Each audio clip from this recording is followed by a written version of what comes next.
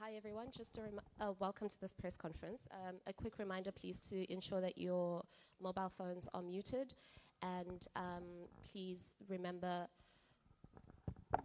sorry, if you're coming in a bit late, if you can grab those seats at the back. Yep. Okay, cool. And please remember to use a microphone when you ask your question, just for the transcripts. It helps us out with that. Thank you.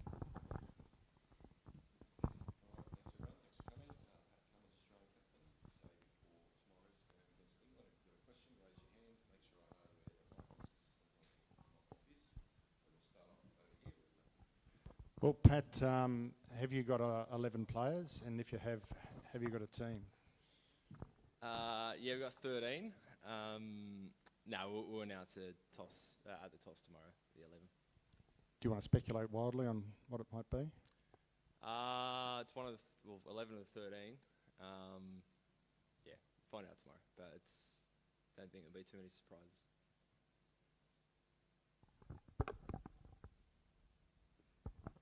Tough to miss a couple of key players ahead of this key clash. I mean, sort of a tough situation for you.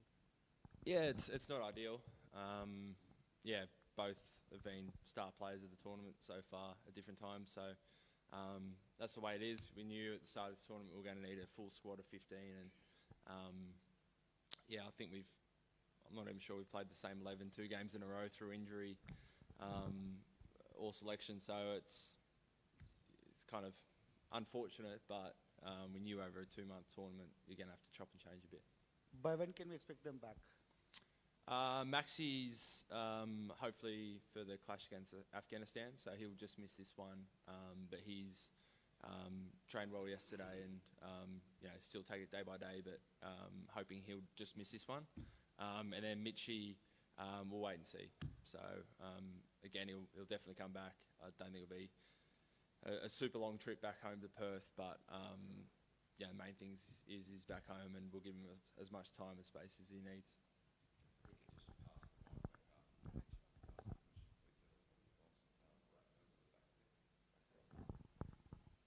Pat, you captained in 2 Ashes series now, and just the chatter that always that develops in the lead up to an Australia-England clash, regardless of where they are in the table and where you are at this stage of the World Cup. Like, have you reached a point where you get amused by it, you pay heed to it, or is it just one of those things and you just dismiss it?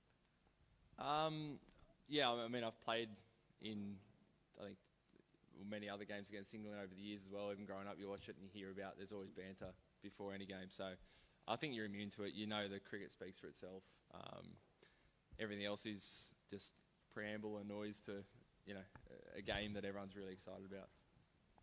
And just, sorry, Cole, on your own bowling, Pat, you've said throughout the tournament that it's been in a state of evolution and you've been really happy with it. Just with fast bowling itself, India seem to do it a certain way, and you guys seem to really come into your own once the ball gets softer. Is it conscious, where you're kind of waiting for it to kind of get beaten up a little bit, and then you come into your own with your cutters and all that? You have different phases in 50-over cricket, so we try and get the most out of the new ball. Joshy Hazelwood and Starkey are obviously world-class opening bowlers, so try and get as much as we can out of that. And then, I mean, once the white ball stops swinging, there's not really much in for the quick. So,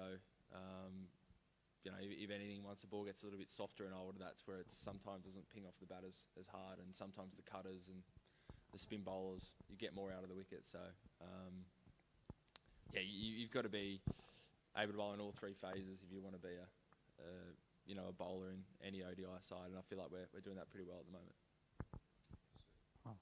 Pat, currently all teams can have just 15-member squads, but given the long format of this World Cup and also the extensive travel up and down the country, do you think that teams should be allowed to have, say, couple of more members in the squad? Yeah, to be honest, I mean, it's a 2-month tournament. You want to be in a position where, say somewhere like a team like New Zealand have had some injuries, and luckily they've been able to hold someone like Kane in the squad. But if suddenly you had to rule him out,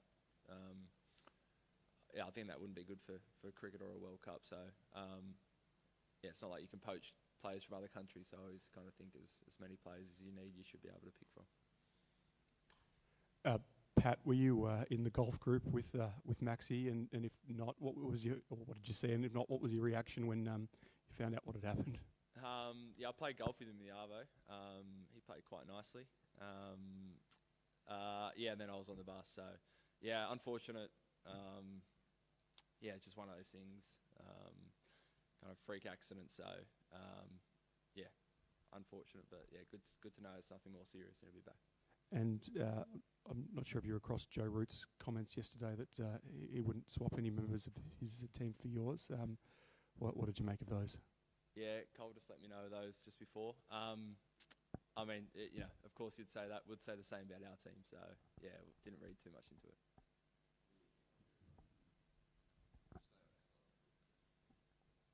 Pat, kind of maybe going back to before this game, did you kind of have this one circled as one where you'd actually would get all 15 players available? And, now that that's not the case, do you, in your head, have an idea of what your best 11 is? Yeah, I mean, to be honest, once the tournament started, we kind of thought we would have 15 available. But probably, one-day cricket more than any other format, you have injuries. It's high intensity. Games are close together, so we always knew there was going to be a certain amount of attrition. I mean, the good thing is we're still 3 games away from the semis. We need to obviously make the semi-finals, but hopefully this is kind of the last little kind of hiccup where we've got a smaller squad to pick from, and then once we get closer, we've got a full squad. But I'm kind of got in my mind the main 11, the way that we want to play, but really happy with our squad, and I think we've shown throughout this tournament we've been able to mix up the batting order, and anyone that's come in has stepped up and done really well. Is it difficult for you as captain if you don't get to actually play a game, maybe before the semi-finals with that best 11 to know, what combinations work and that kind of thing? No, I don't think so. We've played a lot of ODIs over the last couple of months, so it feels like everyone's coming in with lots of game time behind them. Again, the good thing with our team is we've got plenty of all-rounders, so out there in the field, I always feel like there's plenty of options we can go to. So I think that's always the hardest thing in 50-over cricket is finding 50 overs with bowling. But I feel like we've got plenty of resources. Pat, just on your own bowling, according to the speed guns, you were nudging 146, 147 the other night, which is as fast as we've seen you, according to the speed guns, over the last little bit. I believe them, yeah. Has that been a focus to bowl faster in these conditions, or just sort of happened? I think a lot of it probably comes back to our body and how we're feeling, and I feel really good at the moment. Really happy with how it's coming out. Having almost 2 months off between the Ashes and here felt like it was a great chance to freshen up and feel strong. So yeah, really happy with my body's at and how it's coming out, and yeah, without much swing or seam on offer like you might have in a test match, you're just trying to bowl, kind of run in and rip in. So yeah, been pretty happy.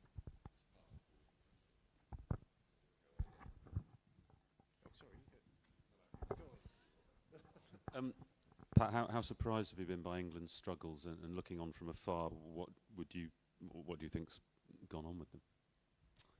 Yeah, a little bit surprised. They've obviously got some class players and performed really well in these kind of tournaments over the last few years. So yeah, bit surprised in terms of what's gone wrong. Yeah, I don't know. It's probably not for me to say, but it's yeah, these tournaments are pretty fickle. You see it in T20 tournaments around the world. Sometimes the best looking teams just don't start off well and then find it hard to kind of gain ground. So yeah.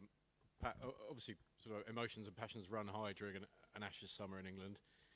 What's the message to your players? Do you want them to, are you looking for them to make a clean break from that, or given the crossover of personnel in both sides, would you actually like to harness a bit of that kind of Ashes fire?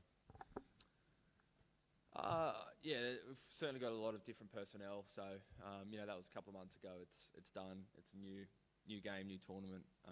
But I always think there's a little bit of a healthy amount of rivalry is good, especially our playing group. We're quite a chilled, calm group. So sometimes when we get a little bit more fired up, I actually don't think it's too bad a thing.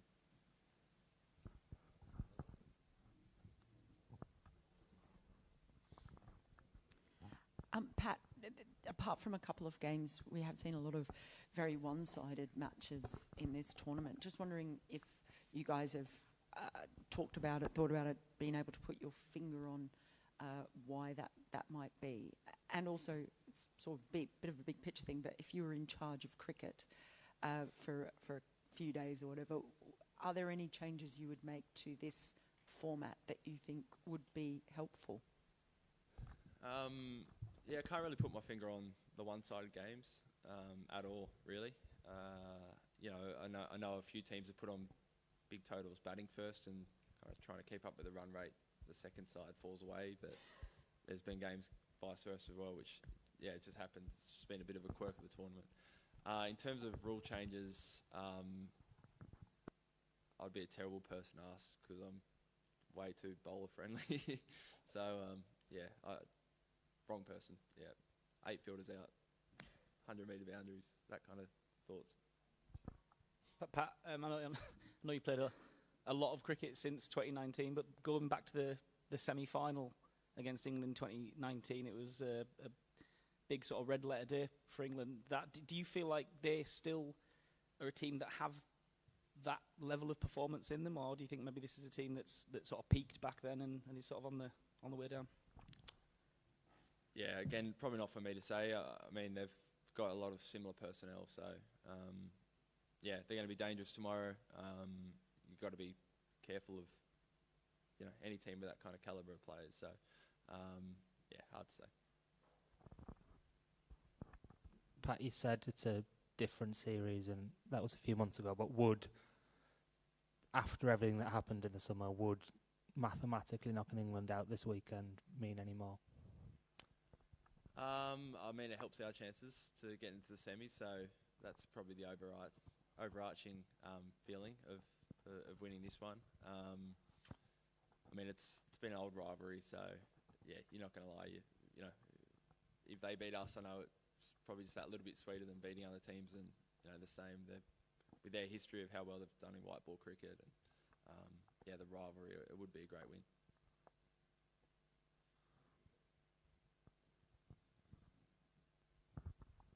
Pat, this stadium, I mean, expecting more crowd tomorrow, considering the huge size of it, and do you expect some of your backers to be there, possibly the Indian crowd backing Australia, considering that you guys are popular in India? Yeah, we'll take any support we can get. Yeah, I mean, it feels a bit like the MCG here, where you can feel like it's, you know, the crowd hasn't really turned up, and then you look at the numbers and it's 30,000 or 40,000. So it's a beautiful stadium. I've played here a few times, and you know, the field and the wicket's always great. We love playing here. It feels a bit more like an Aussie ground than anywhere else. So yeah, hopefully big crowd, and they see a great game of cricket.